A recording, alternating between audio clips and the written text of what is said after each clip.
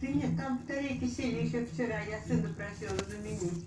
А мы ехали на вокзал, а вдруг Леву срочно вызвали в ресторан, в какой-то ЧП. Ну, в общем, мы с сыном в каждом Риме и не доехали. Ой, простите, я что-то не очень понимаю. Это чья мама? Это ваша мама?